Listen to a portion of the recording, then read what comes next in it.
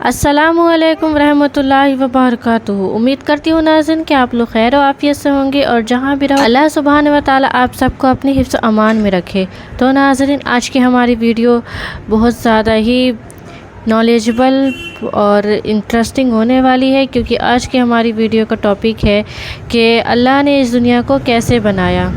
तो बयान पूरा सुनिएगा, क्योंकि बयान में बहुत कुछ जानने को और जो नहीं मालूम है वो भी आज पता चलेगा। तो आइए शुरू करते हैं वीडियो। उससे पहले आप लोग मेरे चैनल पे अगर न्यू आए हो तो चैनल को सब्सक्राइब ज़रूर कर लीजिएगा। इस रुए जमीन पर रहने वाला, चाहे वो यहूदी हो, ईसाई हो, हिंदू हो, सिख हो, जो भी हो, मैं सबसे आज ये बात कहना चाहूंगा।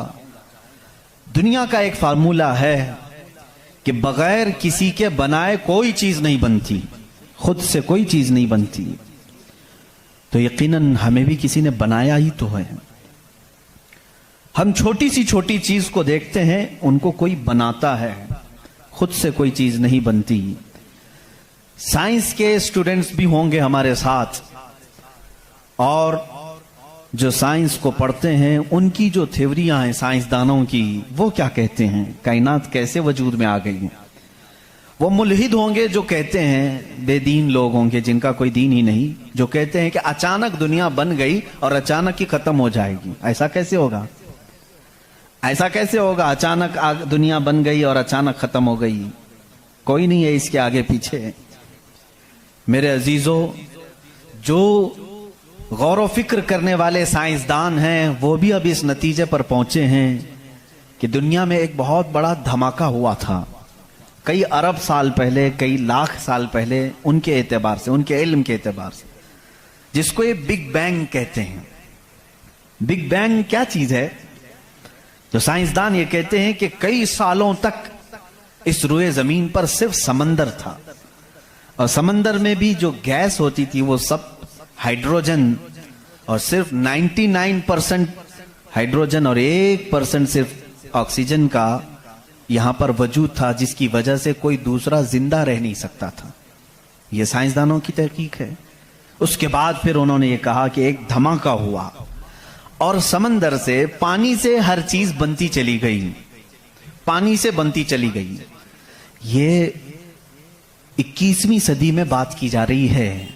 ये बात 21वीं सदी में की जा रही है, और साइंस के वजूद की तारीख में अगर आप जाएंगे तो ज्यादा से ज्यादा कि 400 साल पहले तक की तारीख होगी। 16वीं सदी में, 17वीं सदी में, 17वीं सेंचुरी में साइंस की कुछ न कुछ चीजें इजाद होने लगी, जिसको आज हम साइंस कह रहे हैं।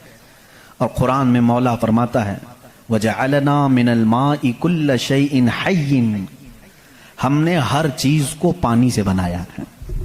ये रब ताला फरमा रहा है, उसका कुरान अजीम गवाही दे रहा है। कुरान किस जमाने में उतरा वो भी आपके जहन में होना चाहिए। किस जमाने में कुरान आया है ये भी आपके जहन में अच्छी तरह से फिट होना चाहिए, ताकि अब साइंस की तहकीकात और उस जमाने को मैच करके देख सकें आप।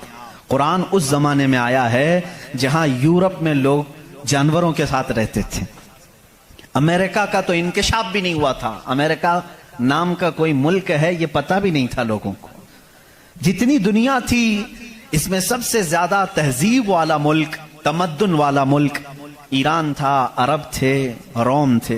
बाकी सब तो बिछड़े हुए लोग थे।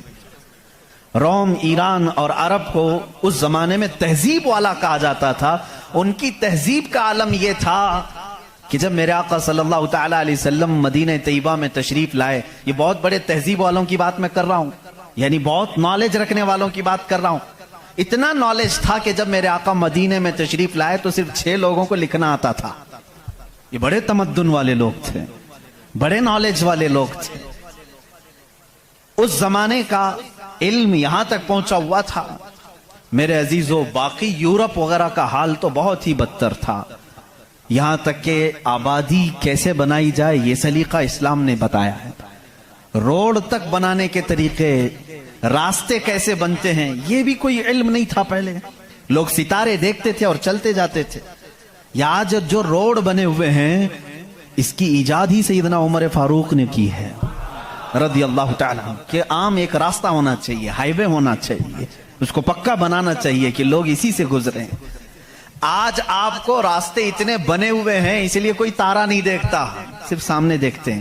اب تارے دیکھیں گے تو پھر بڑا مسئلہ ہو جائے گا. اس زمانے میں تارے دیکھ کر کے چلتے تھے.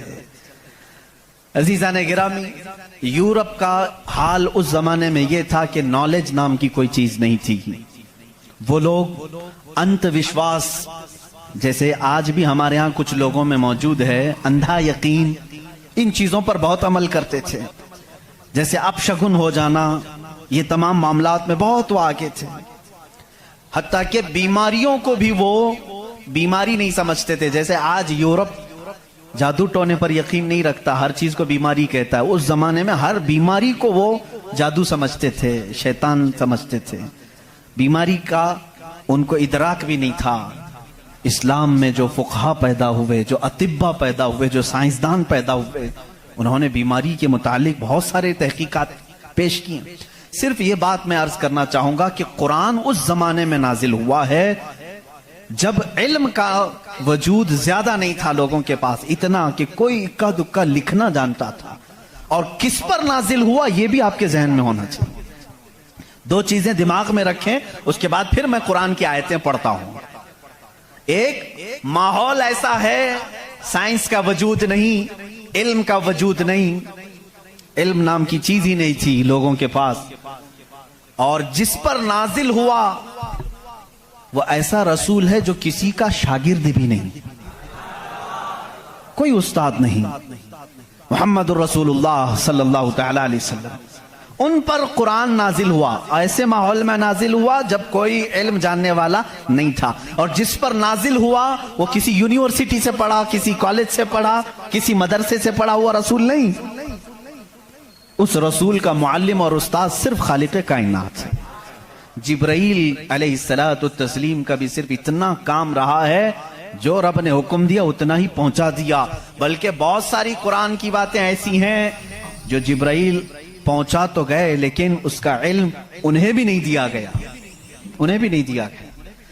اب یہ دو باتیں کسی کو بھی چیلنج کر کے بتا دینا, تاریخ کی سچائیاں اس بات کا انکار نہیں کر سکتی. اپنے تو اپنے, غیروں نے بھی حضور کی تاریخ لکھی ہے اور سبوں نے اقرار کیا ہے کہ محمد صلی اللہ علیہ وسلم ایک ایسے پروفٹ ہیں جو پوری زندگی بھر کسی استاد کے پاس گئے نہیں, کسی استاد کے پاس گئے نہیں.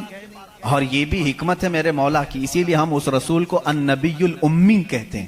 امی کا مطلب کچھ بیوقوف لوگ آج کے زمانے کے جو بدعقیدہ ہیں وہ ان پڑھ کرتے ہیں. رسول ان پڑھ تھے معاذ اللہ. بیوقوف ہو تمہیں معلوم نہیں, امی کا مطلب ہوتا ہے کسی سے پڑھا ہوا نہیں. ان پڑھ میں اور کسی سے نہ پڑھا ہوا ہونے میں بہت بڑا فرق ہے. یہ دو باتیں ذہن میں رکھو.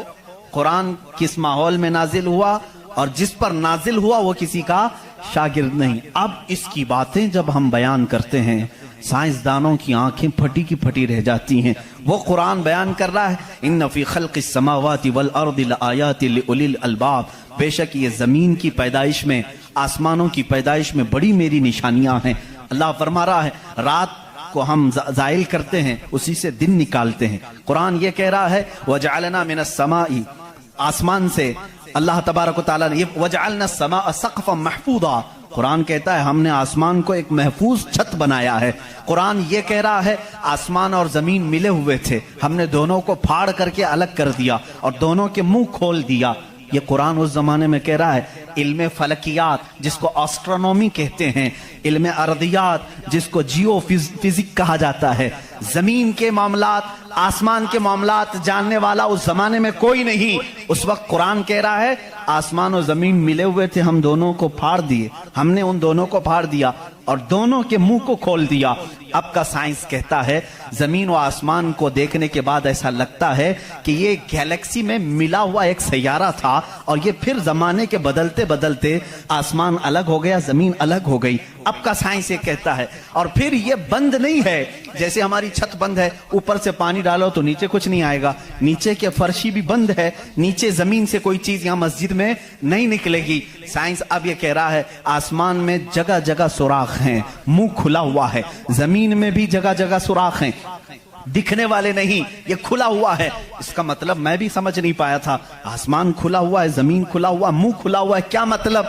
कहा कि अल्लाह ताला जब चाहे आसमानों पर पानी डाले तो अपना मुंह खोलता है, बारिश बरसती है, और जमीन का मुंह खुला है। इसका मतलब ये है तुम जहां पर भी, जितनी गहराई में भी जमीन के बीज डालो, इसका मुंह खुला है, वो सीना फाड़ कर बाहर आता है। अगर जमीन बंद होती तो कोई चीज जमीन से बाहर नहीं निकलती, जमीन से कोई चीज बाहर निकलती है, इसका मतलब है कि इनके मुंह खुले हुए हैं। साइंस ने अब भी कहा कि आसमान का मुंह खुला हुआ है, जमीन का मुंह खुला हुआ है। कुरान किस माहौल में नाजिल हुआ है? जब साइंस का वजूद नहीं। हाँ, अगर तुम ये कहते शायद मोहम्मद सल्लल्लाहु तआला अलैहि वसल्लम बहुत बड़े किसी साइंसदान के शागिर्द होंगे, तो तुम्हारे तारीख लिखने वाले ही तुम्हारे चेहरे पर जन्नाटेदार थप्पड़ मारेंगे, इसलिए कि वो रसूल अपनी 63 साला जिंदगी में कभी किसी के शागिर्द नहीं हुए, हत्ता कि सैयदुल मलाइका के भी वो शागिर्द नहीं हुए। कुरान यही कह रहा है, जमीन की पैदाइश में, आसमान की पैदाइश में मेरी निशानियां हैं। अजीजान गिरामी, अब मैं वो निशानियां गिनाऊं, बहुत तवील वक्त दरकार है। कभी आपने महसूस किया कि आसमान अल्लाह की निशानी है? अल्लाह की निशानी है। देखिए, यहां सबसे बड़ी बात, कुरान में कई जगहों पर यह बात आई है, अफला तदब्बरून, अफला यतदब्बरून, अफला ताकिलून, अफला ततफक्करून। इसका मतलब होता है, क्यों तुम गौर व फिक्र नहीं करते, क्यों तुम सोचते नहीं, क्यों तुम तहकीक नहीं करते, रिसर्च नहीं करते? रब ताला बार बार ये फरमा रहा है। ये किसके लिए है? मैं उन लोगों के लिए कहता हूं जो एक खुदा को छोड़कर करोड़ों के सामने झुक रहे हैं। मैं उनसे कहता हूं, तुम सोचते क्यों नहीं? कौन है तुम्हें पैदा किया है? कौन है जो तुम्हें बनाया है? कुरान दावत दे रहा है उनको सोचने की। मेरा यकीन ये कहता है, जो भी इंसान इस कायनात में है, अल्लाह ने उसे इतनी अक्ल जरूर अता की है कि अगर वो सोचने पर आ जाए तो अपने रब तक जरूर पहुंचेगा। अगर वो गौर व फिक्र करने पर आ जाए तो झूठे खुदाओं को छोड़ देगा। एक सहाबी हैं, हुजूर सल्लल्लाहु तआला अलैहि वसल्लम पर ईमान लाने के बाद वो कहते हैं, हुजूर अय्याम जिहालत में हमारे से दो ऐसे मामलात हुए, एक वाकया याद करता हूं तो रोना आता है, और एक वाकया याद करता हूं तो हंसी आती है। जिहालत में हम कुछ ऐसे काम करते थे इस्लाम लाने से पहले कि कुछ, एक वाकया ऐसा है कि हम रो पड़ते हैं याद आती है तो, और एक वाकया ऐसा है कि वो याद आती है तो हंस पड़ते हैं। हुजूर ने पूछा, वो दोनों क्या है? उन्होंने कहा, जिहालत में जब हमारे घर बेटी पैदा होती तो हम उसका गला मरोड़ कर दफन कर देते थे। हमने अपने हाथों से कई बच्चियों को दफन किया, वो जब भी याद आता है तो रो पड़ते हैं, रोना आता है। हंसी किस बात पर आती है? वो कहते हैं, हम जब सफर पर निकलते थे तो हमारे जो खुदा होते थे उनको आटे का बना लेते थे हम, वैसे तो मिट्टी का बनाते हैं और फिर पानी में डुबोते हैं। उनकी ज़ुर्रियत आज भी मौजूद है। अरब वालों में अगर मैं बयान करूं कि हाथों से खुदा बनाए जाते हैं तो उन्हें यकीन नहीं आता, हिंदुस्तान वालों को बहुत जल्दी यकीन आएगा। तो वो सहाबी कहते हैं, हम आटे के बनाते थे, उनके जो खुदा होते थे वो आटे के बनाते थे, क्योंकि मिट्टी का, पत्थर का उठाकर लेकर जाने में बोझल होता था, वजन होता था, इतने बड़े खुदा को कहां लेकर के घूमते रहे। वो साहब ही कहते हैं, हम आटे का बना कर ले जाते। फिर हंसी किस बात पर आती है? कहते हैं, अगर सफर में ज्यादा भूख लगती, कभी उसका हाथ तोड़ के खा लेते थे, कभी उसका पेट काट के खा लेते थे, क्योंकि आटे ही का था। आज भी लोग करते हैं, शक्कर का बनाते हैं। बहरहाल, तो वो सहाबी कहते हैं, मुझे अय्याम जहालत की ये बातें याद आती हैं तो मैं हंस पड़ता हूं। खैर, मैं और तफसील में नहीं जाऊंगा। अजीजा ने गिरामी, गौर व फिक्र करने की जिसके अंदर आदत होगी, वो अंधविश्वास, सिर्फ फैले हुए बेयकीनी पर ईमान नहीं लाएगा। आज भी बहुत सारे ऐसे न्यूट्रल किस्म के लोग हैं जो मुसलमान नहीं हैं, मैं जानता हूं उनको। वो खुद आइडल वर्शिपर्स नहीं हैं, वो खुद इस बात का इनकार करते हैं कि अपने हाथों से बनाई हुई चीज की इबादत कैसे की जाए। हम उस पावर को मानते हैं जो हमारी आंखों में नहीं आता मगर हम सबको देख रहा है। ऐसे लोग भी हैं। हाँ, अगर कोई इस तरह का मुआहिद है, वो अल्लाह की वहदानियत को तस्लीम करता है, तो उसके हिदायत की भी उम्मीद है। मैं ये कह रहा था, आसमानों और जमीनों में अल्लाह ने फरमाया मेरी निशानियां हैं, गौर व फिक्र करना चाहिए। निशानी कैसे? पूरी दुनिया के बहुत तरक्की याफ्ता साइंस से मेरा ये चैलेंज है,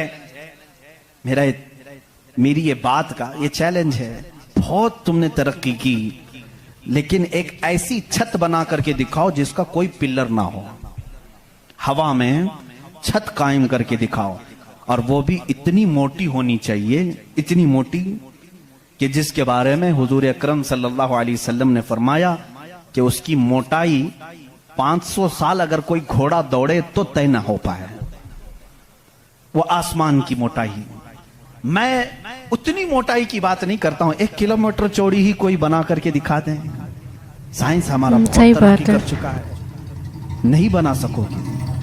लेकिन कायनात की इस पूरी जमीन पर अल्लाह रब्बुल इज्जत ने एक छत हमारे सरों पर रखी है, और सबको मालूम है वो छत कैसी है, बगैर पिल्लर वाली। कहीं उसको सुतून देखा आपने? अल्लाहुल्लज़ी रफ़अस समावाति बिगैरि अमदिन तरौनहा, कुरान कहता है वो अल्लाह ही है जिसने बगैर सुतून के आसमानों को बनाया, और तुम भी उसको देख रहे हो। कुरान चैलेंज कर रहा है, तुम भी उसे देख रहे हो। सही बात है, और हैरत अल्लाह की के ही बात हाथ यह में है सब कुछ बनाना। पिल्लर वाली छत के बारे में तो यकीन होगा, अब ये गिरेगी नहीं, लेकिन अगर ये तड़कने लगे, कहीं से आवाजें आने लगे, हम भाग करके कौन सी छत के नीचे जाते हैं?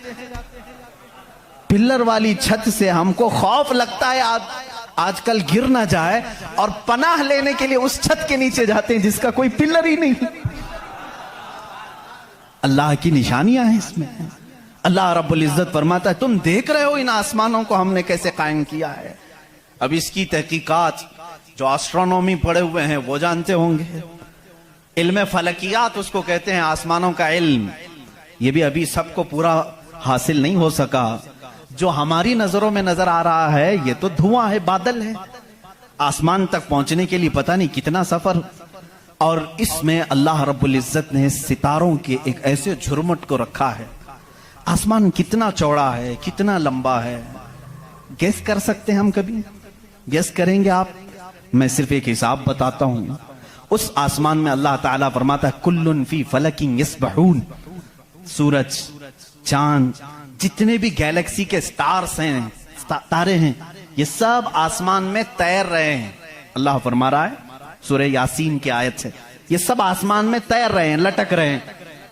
अच्छा, जिस पर लटक रहे हैं जाहिर सी बात है वो बड़ा होना चाहिए। अब वो कितना बड़ा होगा? वो छत की चादर कितनी बड़ी जिस पे सूरज भी लटक रहा है, चांद भी लटक रहा है। हमने साइज पूछा साइंसदानों से, साइज पूछा कि ये कितने बड़े बड़े हैं जो आसमान में लटक रहे हैं, तो उन्होंने कहा सबसे करीब जो हमारा सितारा है, सैयारा है, जमीन से जो सबसे करीब सैयारा है वो चांद है। और सूरज का क्या हाल है? कहा सूरज जमीन से 13 लाख गुना बड़ा है, 13 लाख गुना बड़ा। अब यहां हमारी अकलें शशदर हो जाती हैं, किसी के पास कैलकुलेटर भी नहीं, कितना हिसाब करें? 13 लाख गुना बड़ा जमीन से, हमारे तस्वुर में नहीं आता। वो कहां लटक रहा है? आसमान में। चांद इससे 50 गुना बड़ा है जमीन से, वो कहां है? आसमान में। अच्छा, इतना ही नहीं, ये गैलेक्सी के अंदर सूरज से 50 गुना बड़े इतने सैयारे हैं कि जिनमें से सिर्फ अभी 40% का दरियाफ्त की जा चुकी है, बाकी 60% अभी तक साइंसदानों को पता ही नहीं।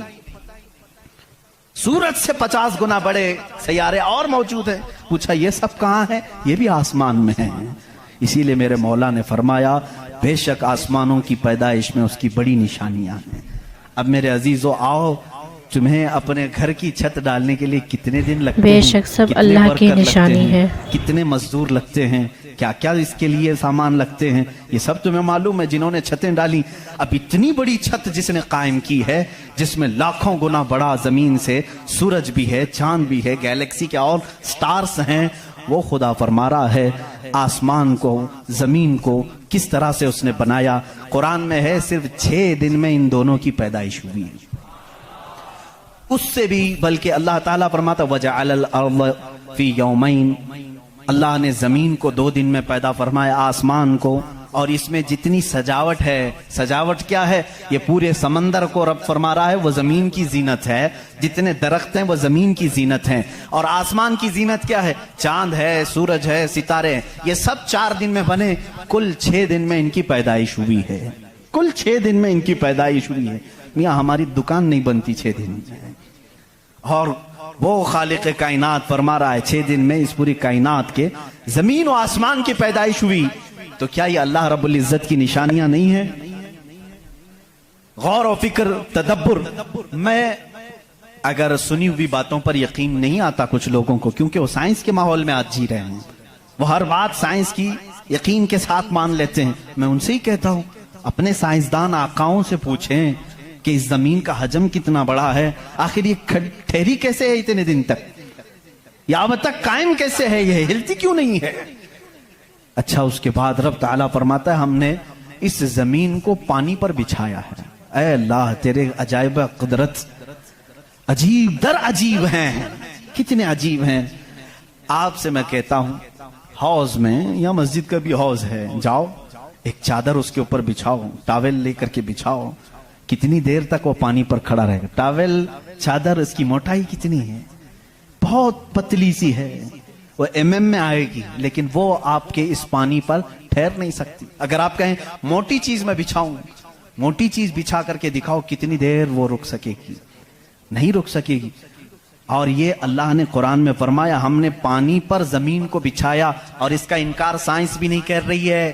سائنس بھی یہی کہتی ہے زمین کو جتنی جگہ سے کھودا جائے پانی ہی ہے. ہم بھی تو بورول جو نکالتے ہیں زمین کو کھودنے کے بعد پانی آتا ہے. اب پانی پر اس زمین کو بچھایا رب تبارک و تعالیٰ نے. کتنا وزن یہ اٹھائی ہوئی ہے، کتنا وزن اٹھائی ہوئی ہے.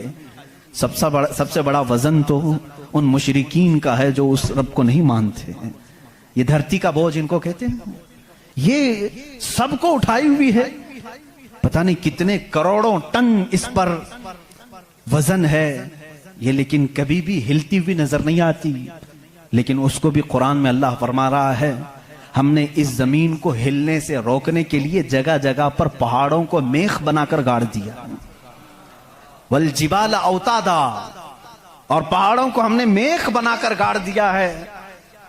اب اس کی تحقیق اس زمانے میں نے اپنے پڑھنے کے زمانے میں اس کی ایک تحقیق اپنے استاد کے پاس پڑھی تھی. صفا مروہ کی بارے میں اختلاف چل رہا تھا.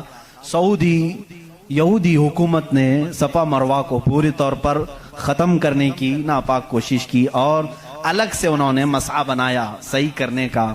تو اختلاف علماء میں تھا کہ انہوں نے زیادہ چوڑا کر دیا. اسی زمانے میں یہ تحقیق ہوئی پہاڑ جو ہے اس کا وجود زمین پر کیسا ہوتا ہے. ان سعودیوں نے کہا پہاڑ ایسا اوپر شیپ میں ایسا ہوتا ہے، ٹرائنگل ہوتا ہے، اوپر سے کونا ہوتا ہے، نیچے چوڑا ہوتا ہے. ان سعودیوں نے کہا نیچے بھی یہ جڑیں چھوڑتا ہے، پھیلتا ہوا جاتا ہے، جیسے درخت اوپر ہوتا ہے اور نیچے اس کی جڑیں پھیلی ہوئی ہوتی ہیں. تو انہوں نے کہا نیچے بھی وہ پہاڑ کا حصہ ہے، اس لیے ہم نے بازو میں بھی راستہ بنایا تاکہ صفا مروہ کی صحیح اگر ہو رہی ہے تو وہ پہاڑوں کے بیچ میں ہی ہو رہی ہے. میرے استاد گرامی مصر کے ہیں، انہوں نے پوری اس پر تحقیق کے ساتھ کتاب لکھی، چیلنج کیا، کہا پہاڑوں کو اگر کھود کر کے دیکھو ہمارا یقین یہ کہتا ہے. انہوں نے بہت سارے دلائل سے ثابت کیا پہاڑ اوپر سے جو اس طرح کے شیپ کا ہوتا ہے، ٹرائنگل اوپر سے، نیچے وہ جڑیں نہیں چھوڑتا بلکہ اندر جاتے جاتے اور باریک ہو جاتا ہے، اندر باریک ہوتے ہوتے ہوتے بہت پتلا ہو کر نیچے تک جاتا ہے. میں نے پوچھا نیچے کتنی اندر تک؟ تو ناظرین یہ تھی آج کی ہماری ویڈیو، اور اگر آپ نے بیان پورا سنا ہوگا تو امید کرتی ہوں کہ آپ کو یہ بہت زیادہ پسند آیا ہوگا اور بہت کچھ جاننے کو بھی ملا ہوگا اس ویڈیو سے، اس بیان سے. اگر ویڈیو اچھا لگا ہے تو ویڈیو کو لائک اور شیئر بھی کر دیجیے گا. پھر ملتے ہیں ایسے ہی ویڈیو کے ساتھ، تب تک اللہ حافظ.